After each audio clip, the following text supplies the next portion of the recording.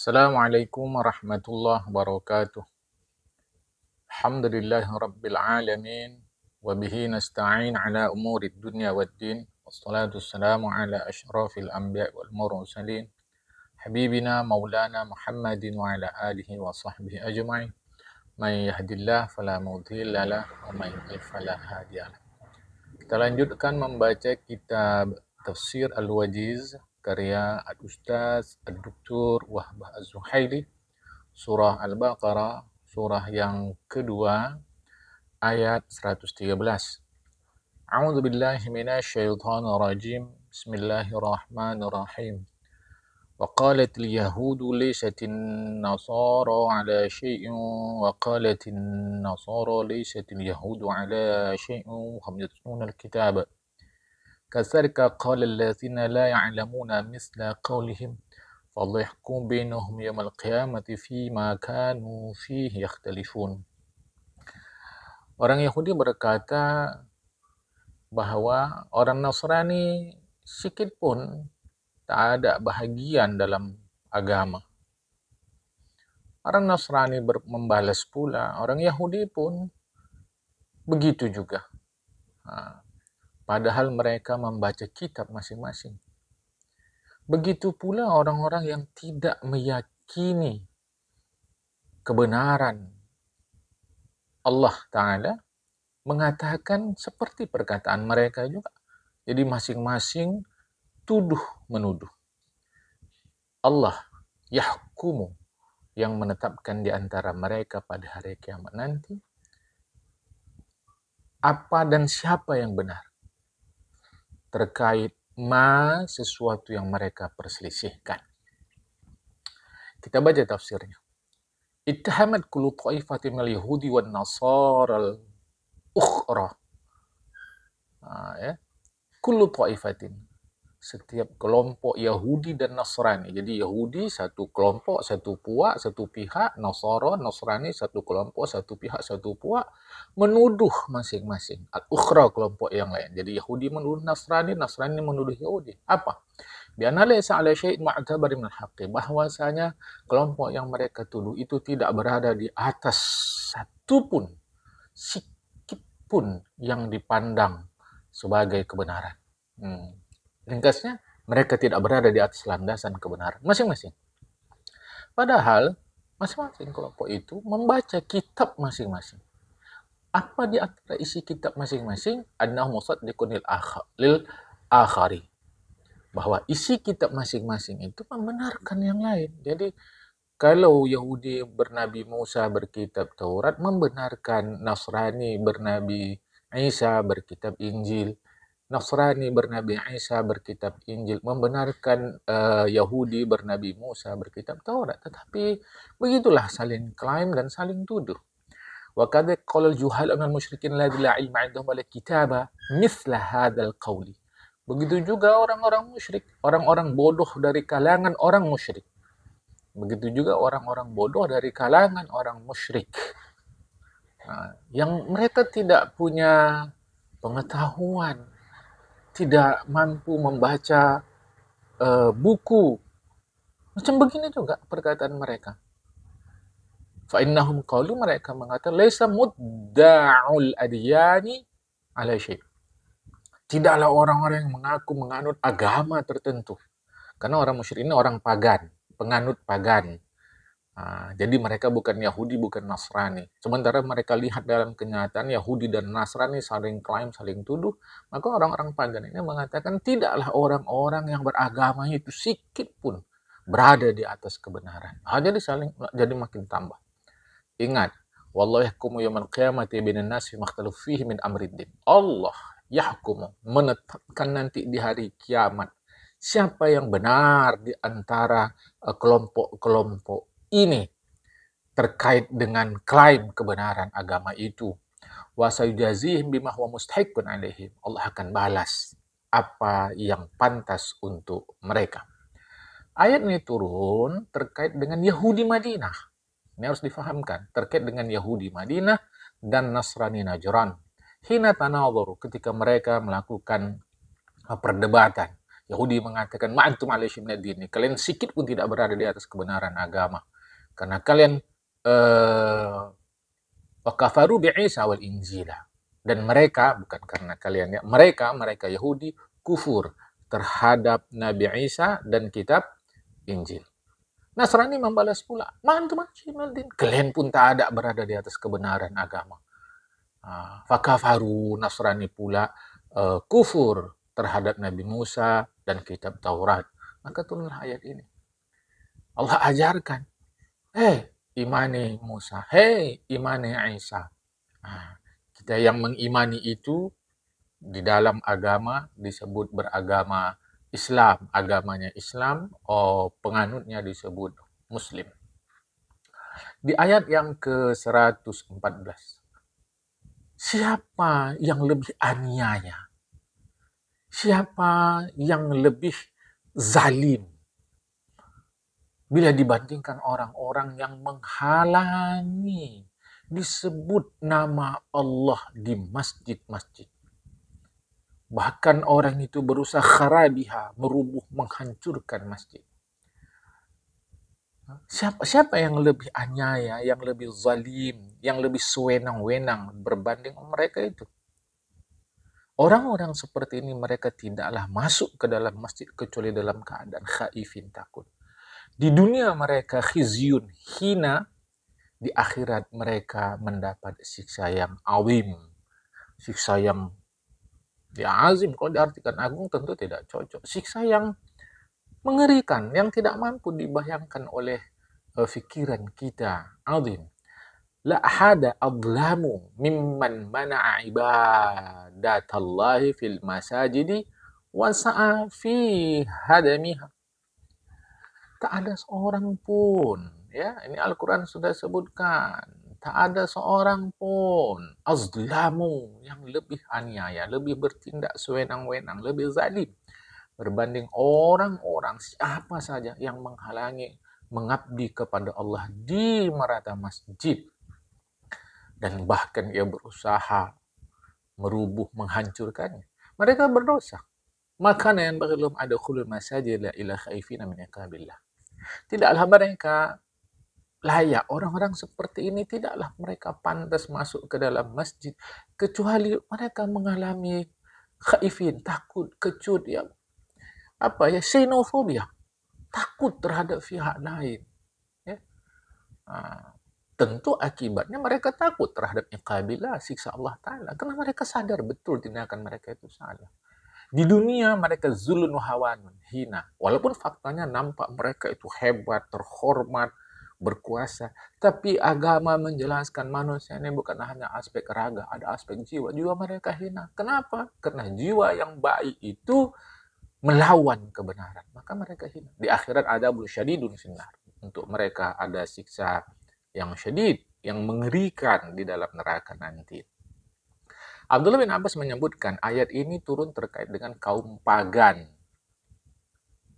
di kota Mekah, yang mereka menghalangi orang-orang Islam mengingat Allah Ta'ala di dalam Masjidil Haram dan menghalangi Rasulullah Muhammad SAW mengerjakan sembahyang di dalam Masjidil Haram di sisi Ka'bah. Kan ngeri ya. Jadi itu tindakan mereka. Allah katakan luar biasa. Begitupun kepada orang Islam jangan risau. Jangan risaunya pada ayat yang ke-15, 115. Walillahil masyriqu wal maghrib. Milik Allah timur barat. Fa inna ma tuwallu fa sammu wajhullah. Ke arah manapun kalian sembahyang, ke arah manapun, fa sammu wajhullah. Di situ kalian dapati kehadiran Allah Subhanahu wa taala. Wajhullah, diri Allah Ta'ala. Kalian rasakan kehadiran Allah itu. Jadi kalian ini menyadari betul adanya Allah. Bukan mesti menghadap Ka'bah kalau mereka tak kasih kemanapun. Innallaha wasi'un alim. Allah luas, Allah tahu. Di dalam tafsir itu disebutkan, di tafsir ayat ke-115, mari kita perhatikan. Lillahi mulkul masyriq wal maghrib bainahuma. Milik Allah lah kekuasaan timur barat. Apa saja di antara timur barat itu. Ke arah manapun tatajihuna fi salatikum. Kalian menghadap ketika mengerjakan sembahyang. disitulah kiblat, disitulah arah, disitulah hadapan yang direlakan oleh Allah Ta'ala. Yarda bihallah. Jadi kemanapun kalian menghadap, Allah rela, tak ada masalah. Allah luas. Inna Allah wasi'ur rahmah bi'ibadi. Allah sayang. Luas kasih sayang Allah kepada hambanya. Alimun bimaslihim. Allah tahu apa saja yang yuslihuhum. Membaguskan mereka. Membaikkan mereka. Maka seandainya pun dilarang secara fisik kalian menghadap Ka'bah. Kemana saja pun. Menghadaplah. Dalam situasi darurat tentunya. Dalam situasi abnormal. Ayat ini turun. Disebutkan oleh Imam At-Tabari. Sebelum datang perintah menghadap Ka'bah dalam sembahyang. Ya. Jadi sebelum datang perintah hadap Ka'bah, maka kemanapun menghadap sembahyang sah. Tetapi setelah datang perintah menghadap Ka'bah, nanti ada hukum-hukum fikihnya, tetap menghadap Ka'bah.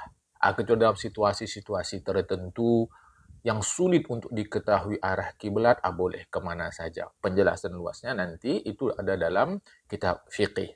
Ya. Ayat ini juga mengandung ibtal, wa fiha ibtalu ma kana ya'taqid arbabul milal as-sabiq min anna al-ibadata illa fil hayakil wal ma'abid. Ayat ini juga membatalkan keyakinan penganut agama-agama sebelumnya. Berupa bahwa pengabdian kepada Allah tidak sah kecuali dalam bangunan-bangunan tertentu. Jadi Islam datang tak mesti dalam bangunan-bangunan tertentu. Ada bangunan silakan, tak ada bangunan tak ada masalah. Kita mengabdi Allah Subhanahu wa Ta'ala. Allah sudah jelaskan kemanapun kalian menghadap sembahyang kalian oke. Jadi ayat ini bukan hanya menjelaskan arah kita sembahyang sebelum datang perintah menghadap Ka'bah, tetapi ayat ini juga membatalkan keyakinan bahwa pengabdian kepada Tuhan hanya boleh di tempat-tempat tertentu. Tak begitu, ya. Di ayat yang ke-116. Wa qalu takhadha waladan subhanah bal lahu ma fis samawati wal ardi kullun lahu qanitun. Perhatikan tu ya. Mereka mengatakan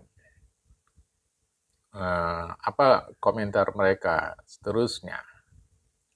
Qalu, mereka mengatakan ittakhadha, Allah menjadikan, Allah mengangkat anak. Ittakhadha menjadikan sesuatu sebagai anak. Klaim yang tidak ada dalil, yang tidak ada dasar. Subhanallah, maha suci Allah. Ballahu ma samawati wal ardi. Bahkan seluruh yang ada di langit, yang ada di bumi, lahu kepada Allah qanitun, mereka mengabdi.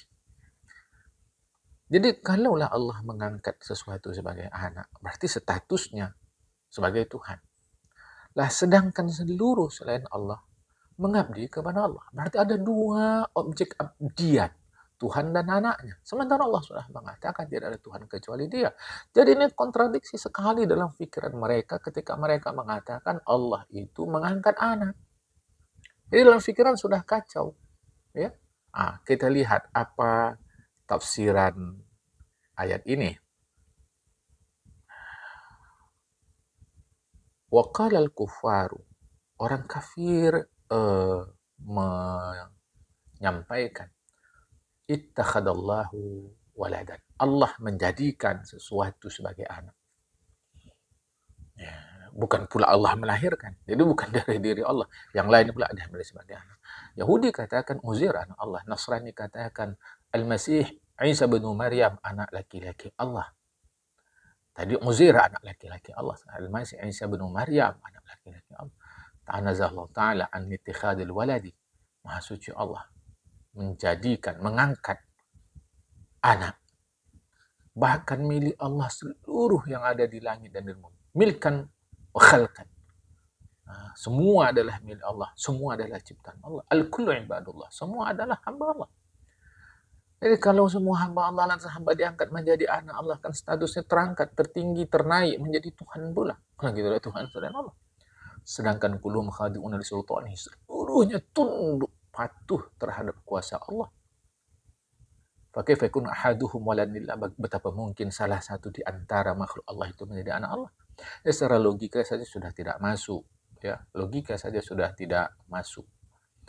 Ayat ini turun terkait dengan orang Yahudi ketika mereka menyatakan Uzair adalah anak laki-laki Allah. Nasrani Najran pula mengatakan Isa bin Maryam adalah anak laki-laki Allah. Penganut paganisme, itu orang-orang Arab yang mengabdi kepada berhala mengatakan malaikat pula anak perempuan Allah Ta'ala. Ayat ini jelas mengatakan Allah tidak sedemikian. Subhanah. Maha suci Allah Subhanahu wa Ta'ala. Di ayat yang ke-117 disebutkan. Mari kita lihat 117. Badi'us samawati wal ardi. Allah pencipta langit bumi. Idza qada amran, apabila Allah ingin menetapkan sesuatu, cukup Allah mengatakan kun fayakun. Lihat, kun jadi, jadilah engkau, maka jadilah dia. Lihat ayat 117. Allah mubda'us samawati wal ardi. Allah pencipta langit dan bumi. Ay khaliquha, penciptanya. Ada sedikit beda. Kata-kata mubda' itu artinya ala ghairi mithalin sawaqa. Tidak ada contoh sebelumnya. Jadi maka kadang disebut mubdi' itu adalah inovator. Jadi dia bukan hanya kreator tapi inovator, inovasi sesuatu yang baru yang sebelumnya tidak ada. Dia buat. Itu kata-kata mubdi', ya. Makanya di sini Allah Ta'ala bukan sekedar khaliq tapi mubdi'. Enggak ada contoh Allah buat. Allah apabila arada sya'an khalqan, ingin menciptakan sesuatu atau amran, menginginkan memerintah, menitahkan sesuatu, tadbiran, atau ingin mengatur sesuatu, cukup Allah mengatakan qala, Allah cukup mengatakan li syai'il ladzi yuridu, terhadap yang Allah ini kun fayakun, maka jadilah dia. Ay fayujadu fauran, jadi fauran, seketika, likamali qudrati, sesuai dengan kesempurnaan kekuasaan Allah Ta'ala. Ini difahamkan oleh sebahagian kita, setiap Allah inginkan sesuatu, Allah kata kun fayakun. Jadi maka jadi. Jadi Allah berkata terus. Tetapi pemahamannya bukan itu. Sebagaimana dekatnya kata kaf dan nun. Kaf dan nun itu tidak ada antara. Kaf dan nun dekat. Kun. Kan tak ada huruf yang mengantarinya. Sebegitulah Allah menciptakan sesuatu. Tidak ada yang bisa mengantarai Allah, menjadi penghalang, menjadi pemudah. Tak ada.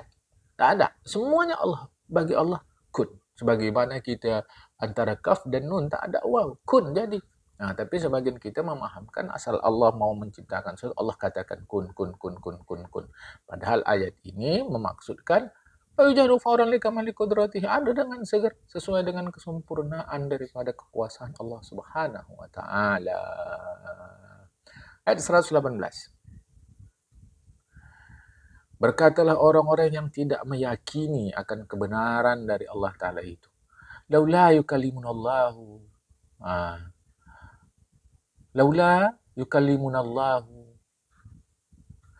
tidakkah Allah mau cakap-cakap sama kami? Au ta'tina ayatun, atau datang kepada kami tanda yang menunjukkan Allah itu ada. Ini kan ejaan-ejaan. Ini bukan pertanyaan yang sifat investigatif untuk mendapatkan informasi nanti yang disusun bisa menjadi pengetahuan. Bukan. Ini ejaan saja, leceh. Begitulah orang-orang sebelum mereka ini. Cakapnya pun macam mereka. Tasyabahat qulubuhum, sama saja jiwa mereka itu. Padahal bayyannal ayati, kami sudah menjelaskan tanda-tanda ada kami, tanda-tanda kuasa kami, tanda-tanda kebesaran kami. Itu hanya dapat dipahami liqaumin yuqinun, bagi siapa saja yang mereka mau yakin, berusaha mereka yakin. Lihat ayat 118. Qala musyrikul Arabi, musyrik Arab mengatakan kepada Nabi Muhammad SAW, halla yukallimuna Allah kama kallama malaikatahu rusulah. Tidakkah Allah mau cakap-cakap dengan kami secara langsung bagaimana Allah cakap-cakap dengan malaikat dan para rasulnya? Kemudian Allah memberitahu kepada kami, mengabarkan kepada kami bahwa kau betul adalah rasulnya, kau adalah utusannya, kau adalah orang kepercayaannya, wahai Muhammad. Atau datanglah kepada kami mukjizat atau tanda-tanda yang bersifat badi, madiyah. Ya, madiyah itu materi. Jadi atau datang kepada kami mukjizat atau tanda yang bersifat materi sehingga dapat dapat diindrakan. Jadi alamatan madiyatan, tanda yang bersifat indrawi. Jadi kalau oleh mata bisa dilihat, oleh telinga bisa didengar, oleh tangan bisa diraba dan seterusnya. Sesuai iqtarahuhu mimma iqtarahuhu fil ayati at-tasi'in. Ya. Sesuai dengan yang mereka rekomendasikan di dalam surah Al-Isra dimulai ayat 90 itu. Yang katanya mesti ada tanda tertulis bahwa kau jumpa dengan Allah, yang kau buat kebun atau taman yang mengalir air. Jadi mereka maunya yang sedemikian. Dan mereka tahu sebenarnya itu adalah kuasa Allah. Dan mereka tahu sebenarnya mereka adalah meleceh. Yang tanda-tanda itu menunjukkan kebenaran kenabianmu. Qala misla dzalika kufarul umamis sabiqati. Orang-orang kafir umat-umat yang sebelumnya juga mengatakan hal yang sama. Ittafaqat qulubu aqwalul musyrikin. Jiwa dan pikiran mereka itu ittafaqat, sama ma'aman sabaqahum, dengan umat yang sebelum mereka itu. Dalam hal kekufuran, dalam hal penolakan, dalam hal pendustaan. Allah sesungguhnya bayyana, telah menjelaskan dilalati, petunjuk-petunjuk yang menjelaskan kenabian Muhammad. Itu pun liqaumin ya'tarifun bil haqqi. Itu dapat difahami bagi orang-orang yang jujur, yang mau terbuka hatinya menerima kebenaran. Abdullah bin Abbas menjelaskan sesuai dengan apa yang dikeluarkan Ibnu Tabari. Berkata Rafi' bin Khuzaimah kepada Rasulullah, "In kunta rasulan kama taqul." Kalau kau betul rasul seperti yang kau katakan, kau adalah utusan Allah. Faqulillah. Coba bilang sama Allah. Falyukallimana, supaya Allah cakap-cakap sama kami. Ayo bilang sama dia, bilang. Kami perlu cakap-cakap sama Allah. Begitu. Hatta nasma kalamah. Sehingga kami bisa dengar perkataan Allah Ta'ala. Coba ini, ngeri cara mereka melecehkan itu. Padahal mereka tahu yang disampaikan Rasul benar, mereka salah. Kemudian turunlah ayat ini. Di ayat 119, sesungguhnya kami telah mengutus engkau ya Muhammad membawa kebenaran. Yang kebenaran itu menjadi kabar gembira bagi orang yang menerimanya, menjadi naziran, peringatan, kabar takut bagi orang yang menolaknya. Ingat, kau tidak bertanggung jawab, sehingga kau tidak ditanya tentang orang-orang yang masuk ke dalam neraka jahim. Allah Ta'ala menguatkan bahwa Allah Ta'ala telah mengutus nabinya biddin haqqi, dengan membawa ajaran agama yang benar, mubasyiran, memberi kabar gembira bagi orang mukmin berupa mereka akan masuk ke dalam surga, dan memberikan kabar cemas, kabar takut bagi orang-orang kafir bahwa mereka akan masuk ke dalam neraka. Walasta mas'ulan ya Muhammad. Kau tidak bertanggung jawab, kau tidak ditanya wahai Muhammad, kau tidak disoal aman mata kafiran walam yu'min birisalatik, tentang orang-orang yang mereka mati kufur dan tidak mau menerima, tidak mau mengimani, tidak mau mempercayai risalahmu, ajaranmu. Itu dua tanggung jawab. Imam Suyuti mengatakan, waladyak taubih, yang pasti, annal ayat fi kufaril kitab, bahwa ayat 119 surah Al-Baqarah ini terkait dengan orang-orang kafir ahli kitab. Kal ayat as-sabiqati al-taliyati 'alaiha, seperti ayat-ayat yang sebelumnya, sebelum 119 dan yang akan datang 120 dan seterusnya. La fi abawihi sallallahu. Ayat ini tidak kena-mengena, tidak berkaitan sama sekali dengan kedua orang tua Rasulullah Muhammad sallallahu alaihi wasallam. Hari ini sampai di sini dulu. Insyaallah besok akan kita sambung lagi mulai ayat 120. Wallahul muwaffiq ila aqwamit thariq. Assalamualaikum warahmatullahi wabarakatuh.